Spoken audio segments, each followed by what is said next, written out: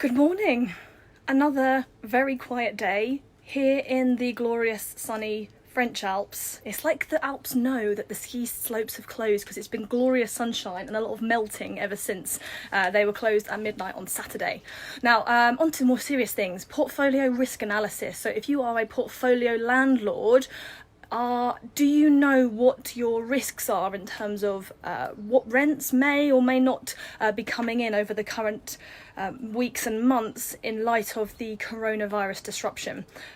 Now is not the time to be burying your head in the sand. Now is the time to be getting everything down on a spreadsheet and analysing. Even if it's not a pretty picture, you need to know what's happening so that you can take action accordingly, because you need to act now. Don't wait and think about this in 4 or 6 weeks' time. It's too late. You've got to do it now. Take it from us as people who are in France, who are already in lockdown. This is coming for the UK. It's only going to get worse. It's probably not, I personally don't think we're going to have anything more than a very short, sharp shock.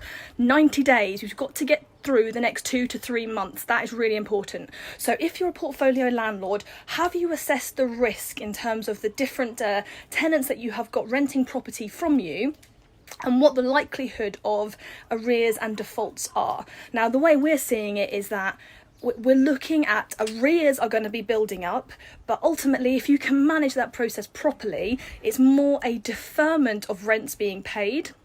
If you can manage that payback process over the months that follow the recovery from coronavirus, because we will get through this. So it's a deferment of rental payments. And yes, you are going to lose out on some of them. That's inevitable. But if you can manage it right, the majority of your tenants should be able to catch up over time beyond that. So what we're looking at is the next 90 days, things are... You may find that if your rent's paid around the end of the month, beginning of the next month, we think most of the next payments of monthly rent are probably going to be okay. But we're going to see a bit of a lag as landlords, because you're paid in arrears, aren't you, as an employee if you work for someone else. So probably this one will be okay. Maybe the following month is when stuff starts to not be working so well. So what we've done is gone through our whole portfolio, create a spreadsheet for all the different properties, and split out, because we've got different entities that we own properties into, so understanding what those different entities are as well, and what the tenant employment positions are of everyone. So not just whether they're employed or not, but what do they actually do? Because obviously some sectors are being much more hit than others in this present moment. So if you are a carer, or you work, your tenants are a doctor, you're probably less likely to see your work actually being hit than if you're working in the travel industry or the leisure industry, where we're seeing job cuts happening already. So what do all of your different tenants do? And then on the basis of that, start to do a bit of risk analysis. It's important that you may have tenants who are on benefits too. So we've gone through and put what proportion of all of our rents are actually paid, essentially government backed. And not some tenants of ours are on top-ups. So we put what proportion of the rent is paid by the government, because that are actually your best tenants at this point. Because the government is backing everything, and that's normal anyway. With if you've got tenants on benefits, that's going to be a good thing to have.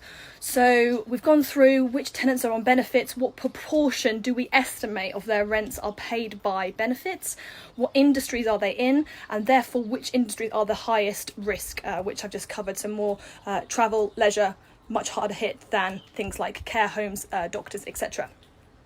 What we've then done is for every single unit that we have assigned it a risk score, so between low risk and high risk. So gone through every single one and taking everything into account, decided whether they are fitting as a low risk or a high risk. And then we've assigned scores to each of those. So low risk is a 1, high risk is a 3. And then what we've been able to do is do an analysis based on what rents are paid and from what sectors, what proportion of our rents we feel are going to be affected over the coming months. And maybe probably, I think we're going to be all right this end of this month, beginning of April as well. But then the months after that, we'll probably see a longer when other industries start to recover, we probably see a bit of a lag still with rents being paid. And then once you've got that figure of rents that you feel are at risk, we've got our figure, you can then start to make decisions accordingly. What do you need to cut to get through the next 90 days. That's the important thing.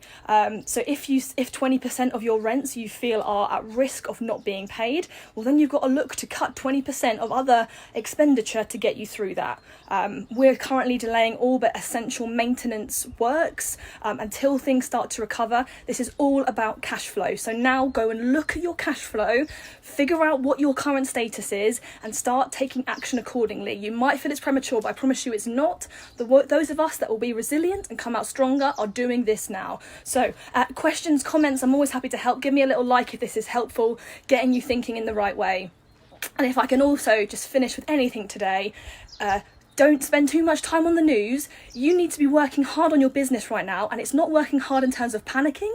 Actually, you just need to find some calm, some stillness in what you're doing, so that you can reflect, you can think, and we actually want to be innovating through these times too, not just battening down the hatches. That's a topic for another day, but look at what your cash flow is, take the time, get away from distractions and just think, because if you can really get your head in the game, stay calm and take action, you are going to come out of this stronger. Questions, comments, feedback, always welcome. Please give me a little like if you've enjoyed this, and we'll be back for more later with more coronavirus risk mitigation and opportunity management. See you later.